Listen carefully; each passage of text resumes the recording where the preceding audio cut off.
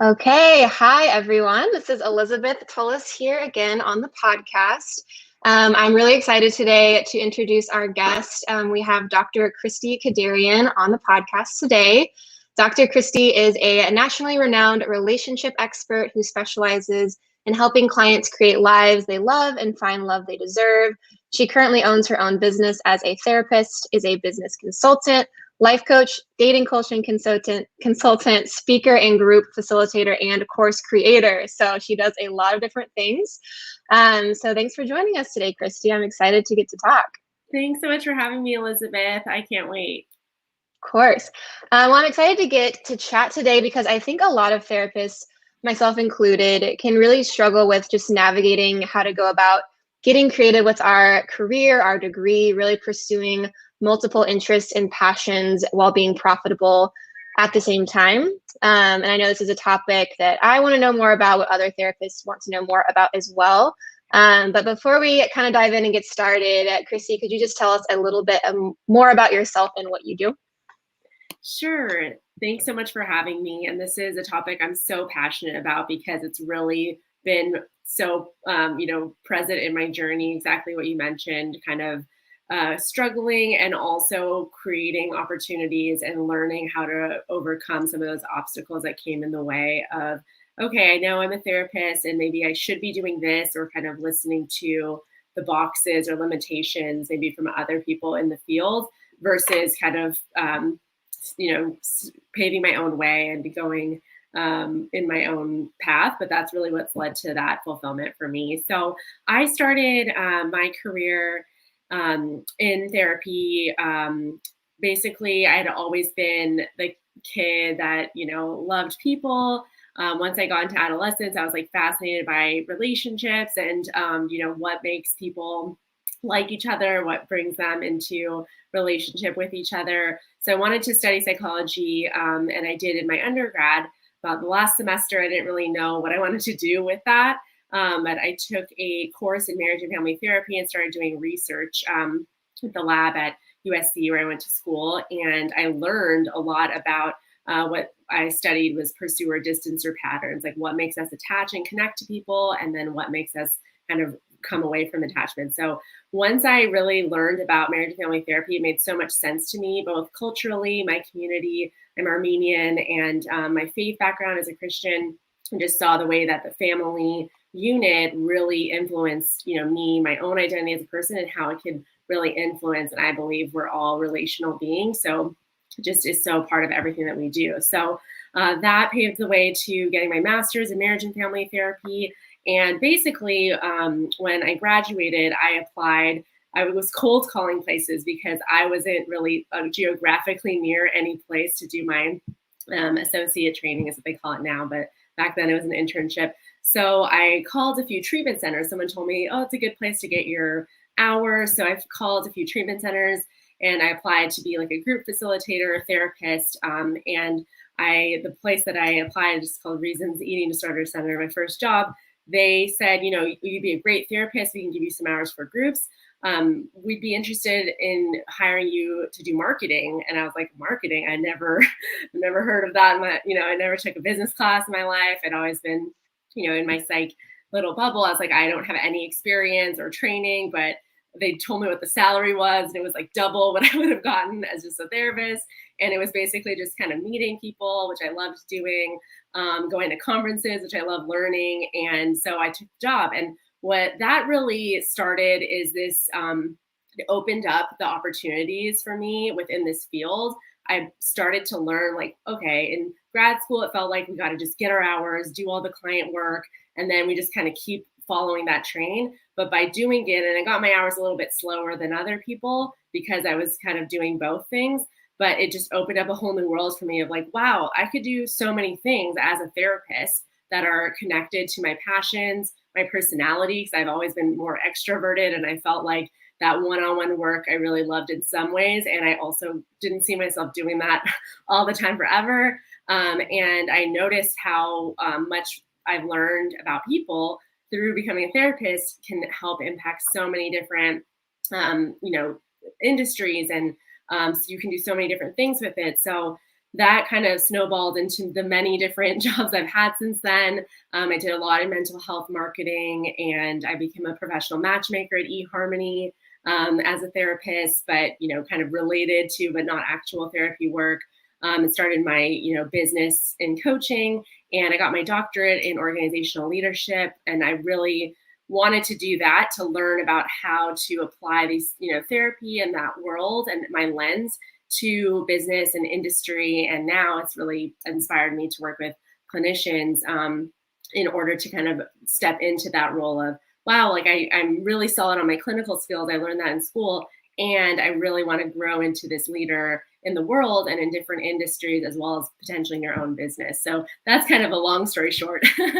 Yeah, that's amazing. Even hearing you kind of go through your whole journey of it. So I'm like very much at the beginning phase of my journey as graduating a couple of years ago. Like I'm in my, internship process, being a permit holder still. And yeah, I kind of dove into being a virtual assistant. So doing like marketing work for other therapists and doing, blogs and podcasts and YouTube videos, and just this whole other side of being a therapist I had zero idea was even out there. Even like therapists on Instagram and seeing them on social media, I was like blown away by how many different things you can do as a clinician. And I loved it. Like I have learned so much about different ways you can create multiple streams of income or market yourself or use your talents, like what you were saying, in so many different areas. Because like what you were saying too, knowing about people, you can use that in so many different ways. And I relate to that as well, of just like sitting one-on-one, with a client is awesome, and you learn those clinical skills, but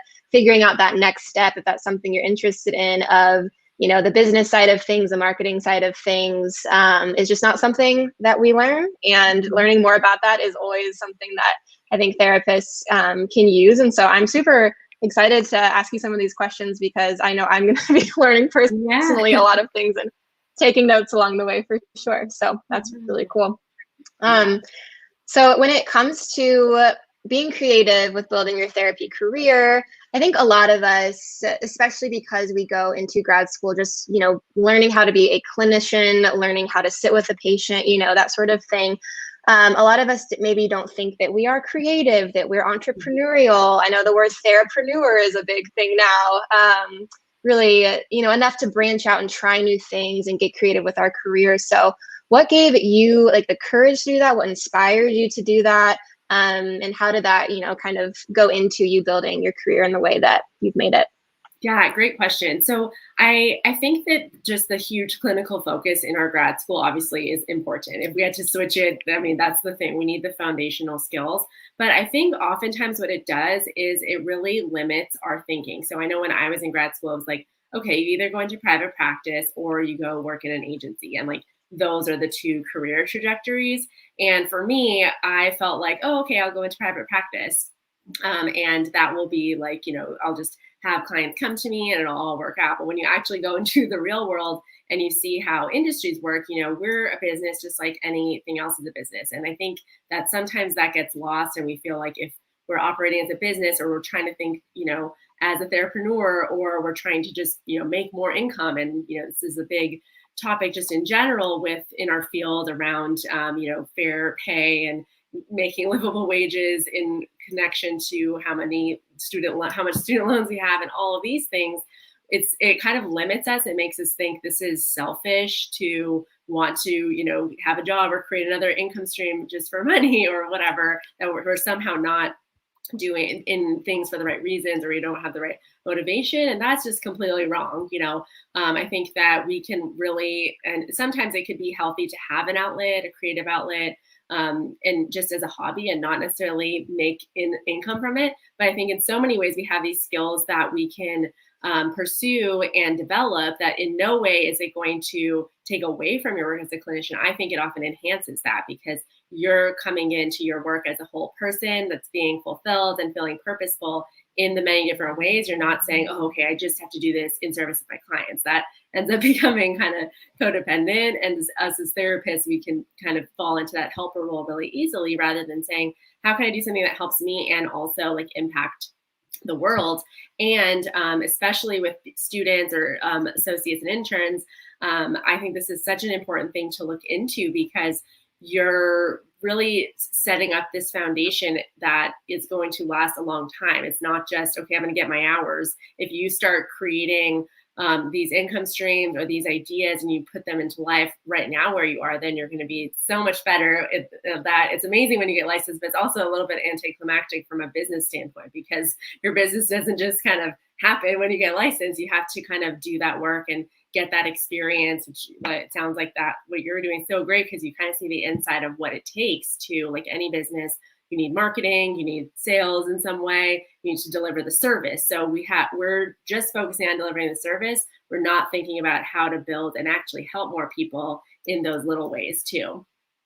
Yeah, I think that's something we talk a lot about, I know, on the podcast and just in private practice workshop in general, is so many times, right? Like, we're helpers or in the helping profession. We think about other people maybe before ourselves more often maybe than we even should, right? So having that mindset going in where we're thinking like in that business mode, or when we're able to be like, this is a business. Yes, it is about helping people, but it's also my income, or how do I create a sustainable income? That's a question like everybody has to ask themselves. And so yeah, I love what you were saying about how it is a business and we have to treat it that way. And it doesn't mean you're selfish. It doesn't mean that, you're making it into something that is different than maybe what you went into the field for.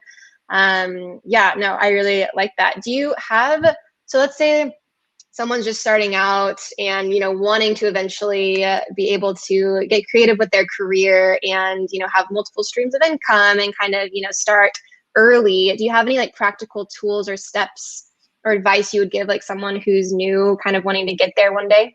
Yeah, so I totally agree with what you just said. I think that we have to first really understand what the business of therapy kind of looks like.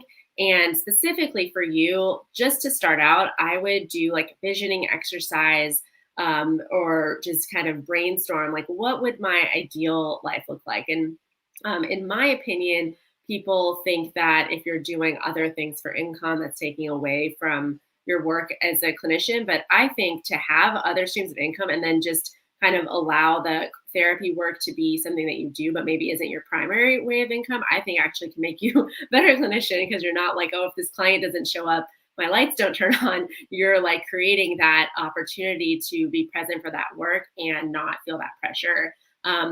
So I would say first, just kind of have that visioning space. How I work with my clients is to really hone in on your core values and what that looks like. There's different kind of templates of just looking at a bunch of values, seeing which ones really align with you. So maybe it's like fun and, like giving back, service, and creativity, or what family. And then, so in each of those areas of your core values, what can you do to add into that and what maybe needs to go away? So if you kind of look at your core values and what your life and business looks like, and it doesn't align, then there's where we kind of have a problem. And the big temptation is, oh, I'll wait till I'm licensed to do that.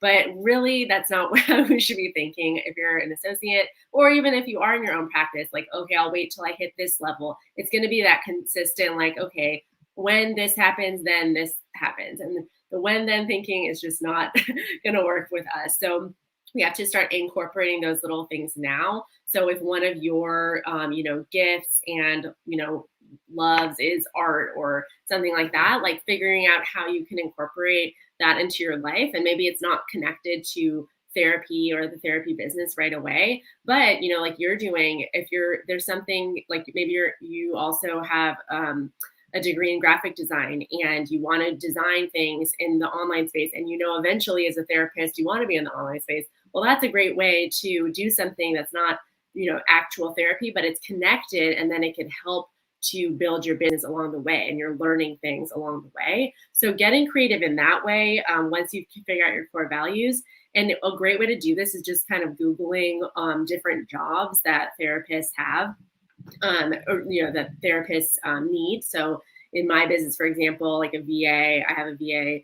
I do coaching now, so I have a co-coach, someone in PR, and I went to in grad school with someone who had a background in PR. So like connecting with, like therapists that write for different magazines, maybe they're journalists and they also like write in these columns. So seeing kind of what therapists are doing out there is a really great strategy, because it can help you figure out oh, actually, I love teaching and eventually I want to do that. Is there something I can do connected to my program, maybe that is like a student ambassador or something along those lines that then can help give you those skills to eventually build your practice. For me, when I did mental health marketing, I met like every therapist around. So when I opened my private practice, all of a sudden I had all these referrals because people knew me because that was part of my job initially.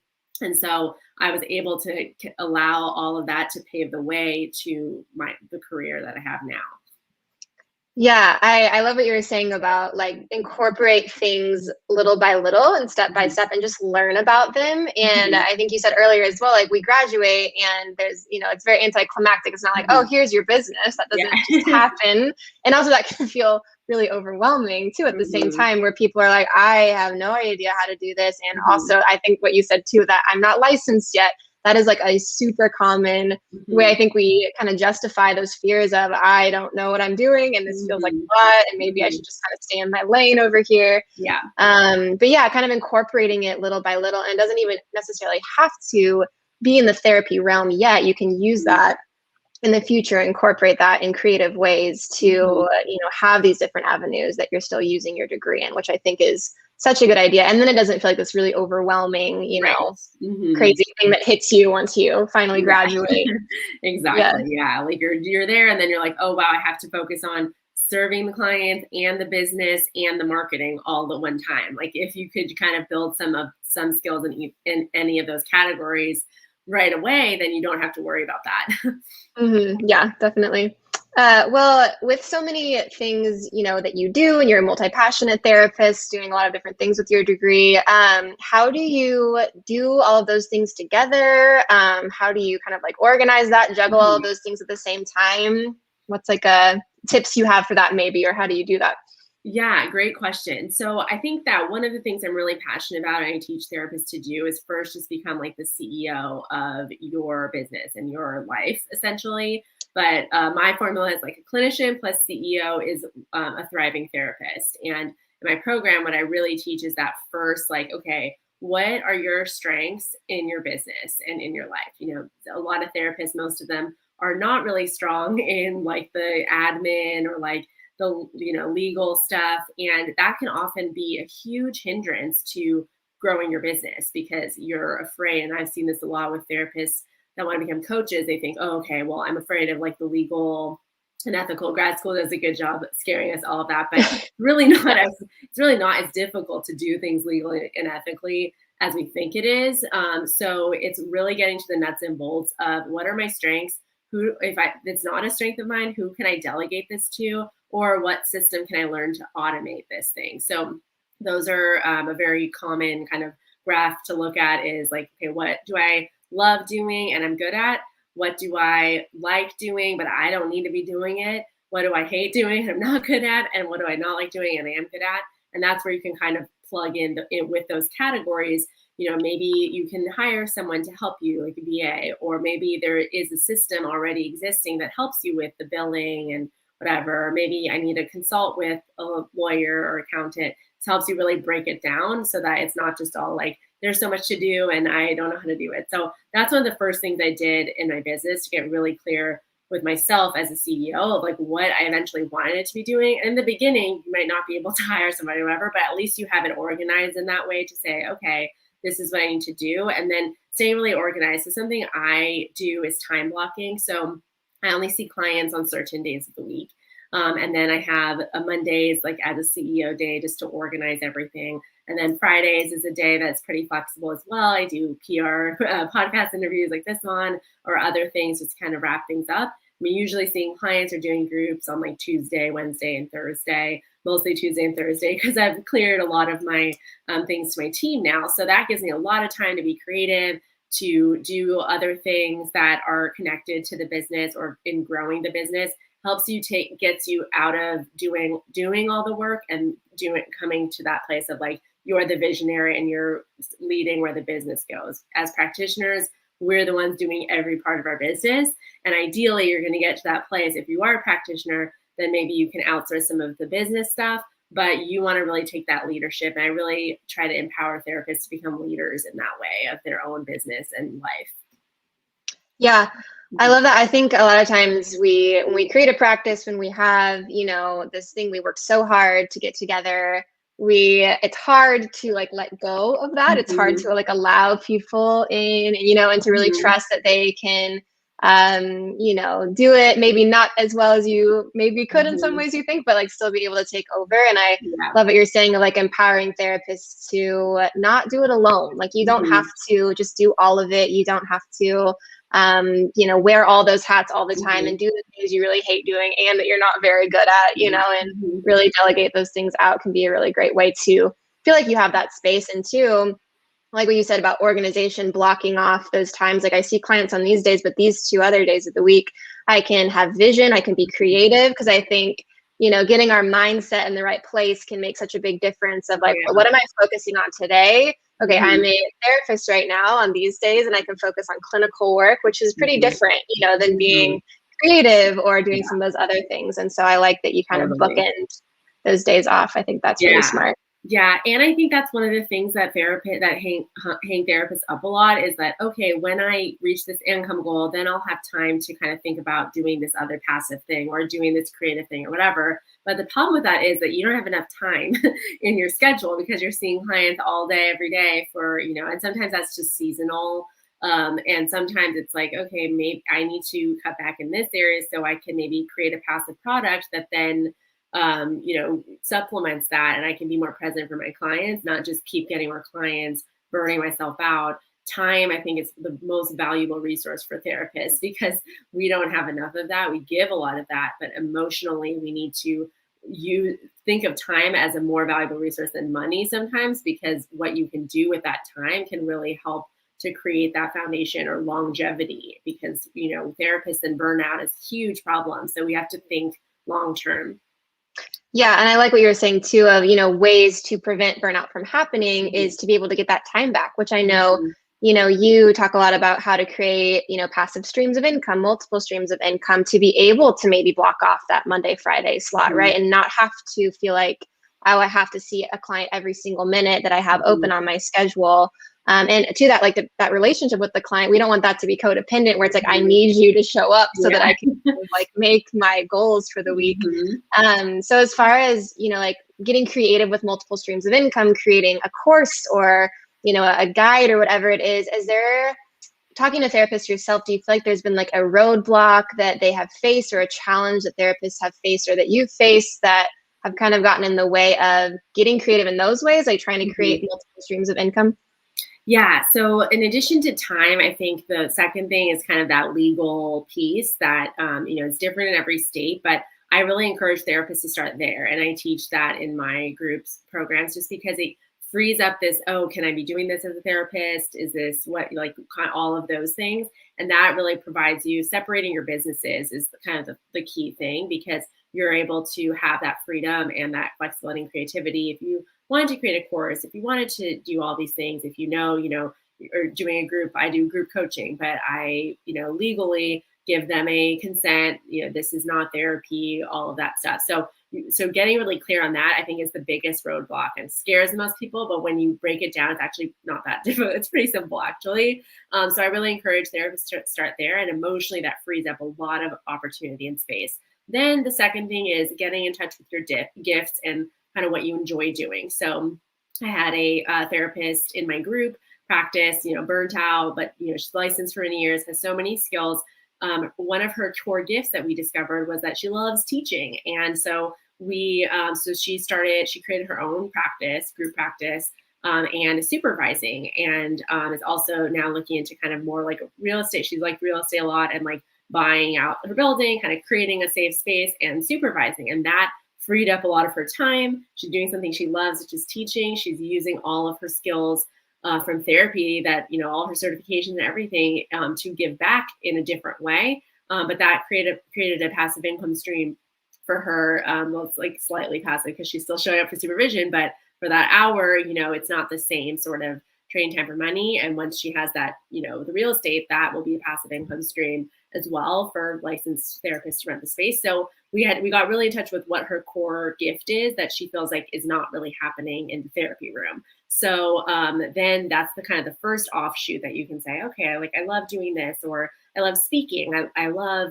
like I'm a one-to-many person, and then creating a speaking. I've done that with many clients, kind of a speaking packet, a media packet to send out to different organizations and do trainings. And that's a big, thing that we can do as therapists too. So it really comes down to what you love doing and finding out how you can do that in your area of expertise. Yeah, I love how it goes back to, values and skills and what do you want your life to look like, and kind of going back to what you were saying at the beginning of what really matters to you, what do you really love to do, and how do you want to spend your time, and then using that as like a navigation tool towards what these things can look like. Totally. Because I think sometimes maybe we see other therapists like doing a course or doing this, and we can start to think, oh no, is that what I should be doing? Is that the way that I should be making multiple streams of income? Maybe you are just really not into something like that though, and that's okay. Yeah. But I like what you're talking about of just, think maybe more outside the box. What do you really like to do? I mean, the real estate thing, that's awesome. Like I wouldn't have even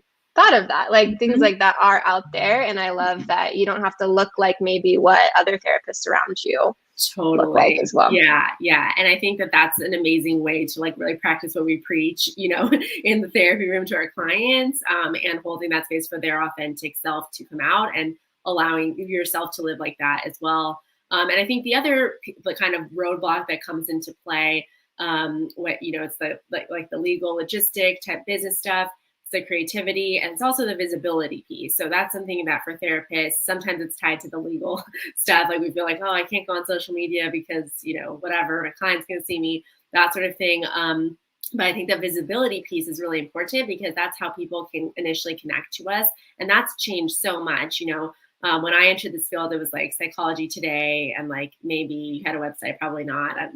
If you're an associate, you probably just have it through your group practice. And now, like, there's so many channels people can discover you, so many places it feels like you need to be. But I usually recommend just kind of finding a place where you naturally like to hang out. So you're like on Instagram a lot, or Facebook groups, like mental health groups.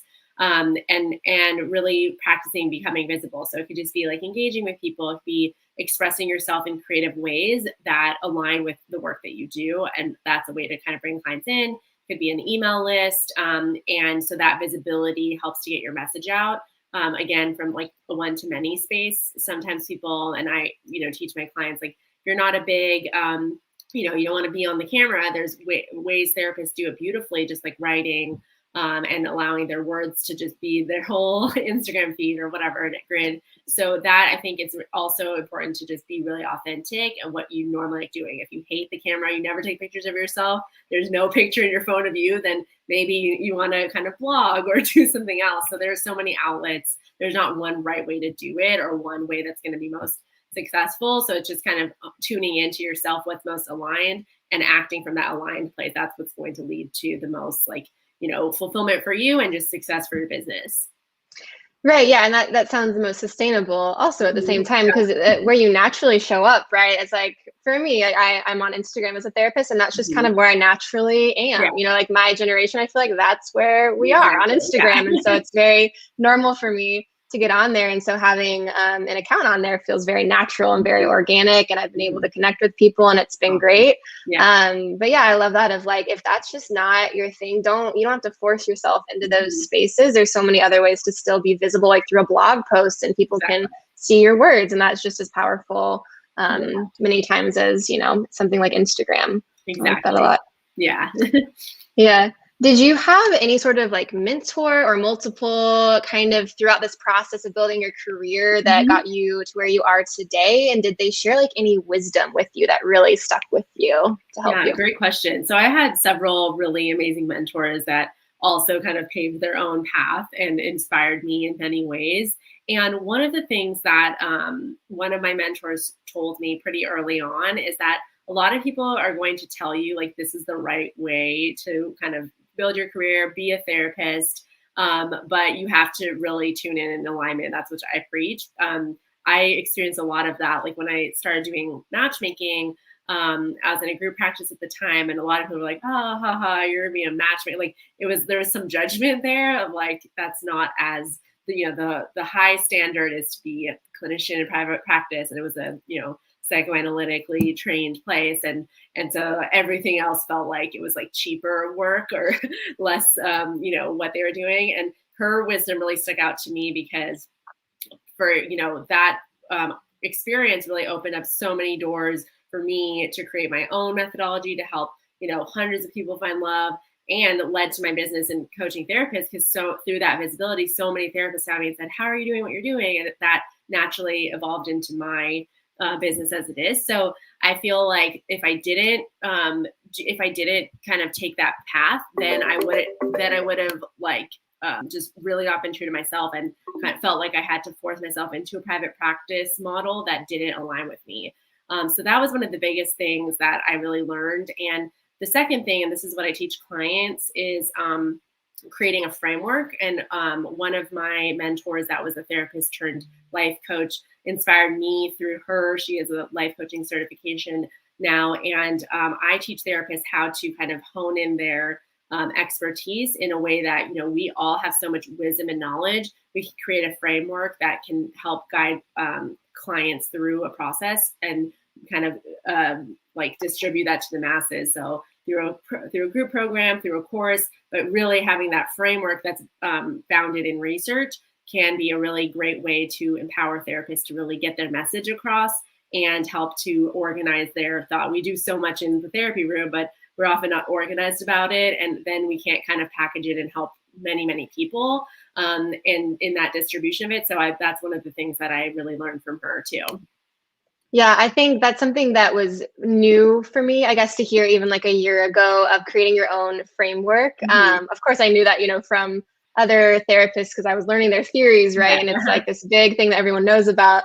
But yeah, I think that's so cool of like, what is my framework? What do I do? How can I almost package this in a way to where I can put everything together and kind of brand that as my thing, like my way of doing therapy, and you can put that into content, you can sell that, and that's really cool. Yeah, exactly. Yeah. And I think, it's like we learn from all these, big, the Jungs and the Freuds and the whatever, like, oh, I'm just using their thing. But then when we're actually in practice, we notice like, actually with this type of client, this tends to always be the thing that works for them. And so I'm going to integrate and also develop my own teaching around it too, based on all the experience we get, as therapists. Yes. Yeah. And I think the biggest thing there too, and I know I've thought this way of like, oh, maybe I'm not licensed yet. Maybe I don't know enough yet, but yeah, you can, like, you do know, you like do have this wisdom and you have this knowledge of these theories. You've practiced them, you've worked with clients, and you can, like, you do have everything you need to be able to do something like that. So just another piece of encouragement, if anyone out there is listening that way. What is a like crucial early mistake you learned from? Yeah, so many. I think for me, probably an early mistake while I was in my associate work was that I worked in some settings that I was getting really, not underpaid or not paid. I know at the nowadays, at least in my state, all associates have to get paid. But just doing a lot of things just to get hours, and now they're, it's illegal to do that. But I learned a lot from that experience, specifically around my money mindset and how much work I had to do now as a CEO, and charging what I charge, and really valuing myself as a therapist. And that's something that I learned from that kind of painful experience, working so many jobs, trying to make an livable income. At the time, that now I really have more of an unapologetic view around money and what it means, and the energy and value that I provide to clients. And I that pain, I hope, is being translated into like a really special purpose of helping therapists and empowering them, no matter what level of education that you are, to not accept below what you're worth, and not put up with those sorts of things. So and I'm thankful the industry has changed a lot, but that was looking back, I'm like, man, Yeah, no, I think that's big. And I think, it can even maybe go back to that mindset a lot of us can have with being this like helper role of, we don't maybe think that if someone, wants to pay a lot less than maybe what we're worth, we kind of go with it because we're like, oh, I want to help, and I'm here to do this. And we are for sure. But yeah, I love what you're saying of you have to know your worth. And I think that's something that we're talking a lot more now as therapists and being like, okay, no, we have to be more firm about this. But yeah, I think that's something that maybe more of us can struggle with because we do have that mindset of wanting to bend, more and help people. And we have to be a little bit more in the know of really what we're worth. So totally. Like yeah. And I think, as long as, especially in certain situations, if you are like investing in something that is giving you, payoff and you're accepting a little bit lower of a fee, but you're getting something else from it, I think that's fine. But I think when you're kind of like forced into conditions, especially as associates, like you know a lot more than a lot of people that are, in the coaching industry or online doing things. And we're still kind of like, okay, this is acceptable to, have this much college loans and then get paid this much. And so and that's one of the things I'm really passionate about with like creating these other income streams and using the internet to do that, is that we don't have to sit in that box and accept those limitations. We can find creative ways to, even if an industry or agency is, kind of requiring something, we can carve our own path and not let that dictate like our future. Yeah, I love that. I feel like a lot of what we're kind of getting to in this is just like, don't just accept like staying like in that box of like what it's supposed to look like. Like it's okay to be creative, make mistakes, branch out, see what happens, and just kind of put yourself out there with these different areas. Exactly. We do have a question here in our little chat that I thought I would ask you from Michelle. She said, hi, my name is Michelle and I'm super interested in psychology, but I live in a country where going to therapy is still very frowned upon. So I'm scared that I won't have a good career. Do you have any advice for me? Wow. Yeah, that's a great question. So I would probably see what, starting from the first piece, like logistically, like, is there another therapist or psychologist in your country? I know like when I went to visit Armenia, my background's Armenian, they only had like a few psychiatrists or psychologists in like the whole country. So I had gone to kind of do some mental health work with an organization there. So I met the therapist that, the existing psychologist, to get an idea of like, okay, how do people go to therapy? Who goes to therapy? Who pays for it? And so maybe I would first do like an informational interview if you know any other, or maybe Google whatever therapist or mental health person there is there. Maybe there's like a treatment type of place within a hospital, whatever it is, just kind of getting an idea of that. Second, I think you can look into, if you're interested in kind of pursuing a license, you can also look into coaching as a potential way to work with people within your country, but also all over the world. And so maybe kind of getting a degree in psychology and trying to get a license in a country that maybe doesn't give you a license, or like you're only working with a certain type of person, might not be the best path, but maybe doing like a life coaching certification that they have could be a helpful way to like really pursue this career, but within like not as many limitations as that specific country would be in. And so you can look, in the US, there's many people doing that. You can look into a lot of different certifications based on who you enjoy working with, maybe your own personal kind of what inspired you to go to look into this field, and then find a certification connected to that as well. But I think definitely follow it. I mean, so many people, especially where you are, like need that support. So I would definitely, not give up. The need is there just because the demand is there just because the supply isn't being like as supported as a career. You might be the trailblazer there. Yeah, I love that question. I feel like that totally encapsulates what we were saying of getting creative. Yeah, and I think like what you're saying too, just because maybe there's like a stigma around it, or it's not something that's very common there, it doesn't mean there's not a need for it. So finding those creative ways to still go about that, be passionate about it, don't be discouraged. We have like that need for that everywhere. Yeah, I love that. Definitely get creative with it and be encouraged that and another piece of that too, that if you did like life coaching or something like that, connecting with businesses, because sometimes if countries don't really prioritize mental health, but they do prioritize productivity. And I'm sure within companies there are people who are really hurting and struggling with mental health and taking days off and all these things. So if you did that sort of partnership and helped with them, help to be like, oh, I'm going to support, I'm going to help employee productivity, all these things, then they're a lot more likely to have buy-in to getting that help and getting resources that can help their employees. So you can look into that sort of thing too.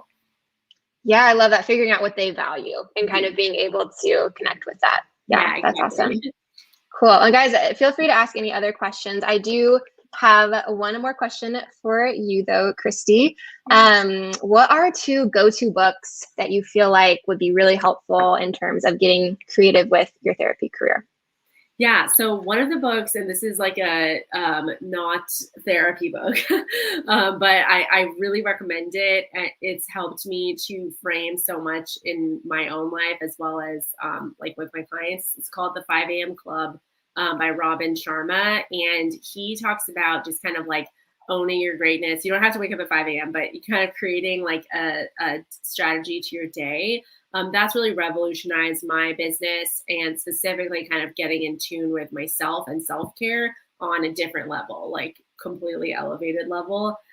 So I really, really recommend that book. I think it's it's one of the best ones I've seen. And then another one that I recommend, it's also a little bit unconventional, is a book it's an old timer book called Think and Grow Rich by Napoleon Hill. But I recommend this to therapists pretty frequently because of kind of transitioning that money mindset work. And what this book really talks about is like that mindset of, okay, like what is money? What does it represent to me? You kind of look into that money story that you have of like, oh, okay, well, I'm a therapist, so I went into this field because I don't care about money, and that makes me better. Oftentimes we think like, oh, okay, like that makes me less full of myself or less of an ego, but that's a different type of ego, of like judgment. If you do want to make money in the world, then you shouldn't be in this field or whatever it is. So kind of releasing yourself from some of those judgments, looking into your money story and having that like opportunity to say, okay, like sky's the limit. And I'll give one more book. It's called The Big Leap. It's by Gay Hendricks. And this book also goes into what's called upper limits. I work with my clients a lot around upper limits, but it's that like fear of what's holding us back. Oftentimes we feel like we're very afraid of failure, but really most times we're afraid of success and what that would mean. So part of this has to do with visibility also for therapists. I struggled with this of like, oh, okay, if I went out there and talked about like making money or whatever, then therapists would like judge me or so I didn't really want to be visible in my business. Or so therapists would message me like, hey, can you be my business consultant? And it would be all like hidden on DMs. And I finally like kind of broke that upper limit. I was like, no, like so many people are needing this and I want to be of service. And it's kind of overcoming those fears and those limitations of that success and visibility to really be of service and help so many more people. And we often have some money stories connected to that because of the fact that we think that if I make a certain amount of money, then this might happen. Like maybe your family made a certain amount of money and then your parents got divorced because they were, or something like that. And so we have to deconstruct that when we're creating our businesses, because that will really limit us from the impact and income we want to have.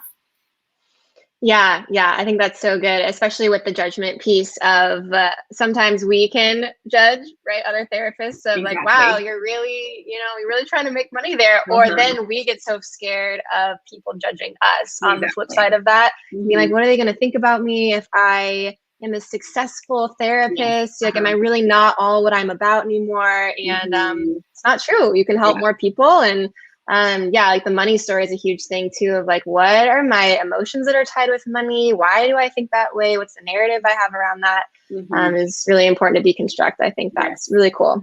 Yeah, thank you. Awesome. Yeah. Well, before we go, I know you did mention a few things that you do and like things that you offer right now. So how can people know where they can find you and how can they connect with everything that you're doing right now? Yeah. So you can go to my Instagram page, Thriving Therapist, and it's my actual dating coach Instagram page is the Date Dr Christie. I just created the Thriving Therapist as a space for therapists that really are multi-passionate, want to create multiple income streams, pursuing multiple dreams and passions. And so that's where I'm starting to post content. I also have a freebie, and I can give that to you in show notes that are the 3 to Thrive. So I go into kind of the 3 steps to really become a thriving therapist. And I have workshops that I do, as well as my coaching program, which is Thriving Therapist.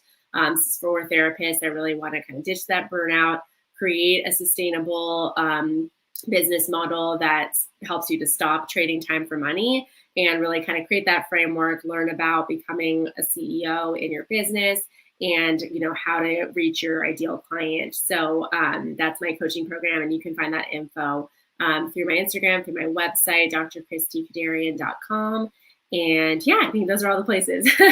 Awesome. Yeah, got a few of them. We'll definitely put the books that Christie mentioned, but also the links to everything she just mentioned as well in the show notes, and also the description on YouTube. But Christie, thank you so much for being here today. This was super informative, and I know I learned a lot, and I know other people will too. So thanks for being here. Yeah, thanks so much, Elizabeth. I love this conversation. Me too. Okay, have a good one.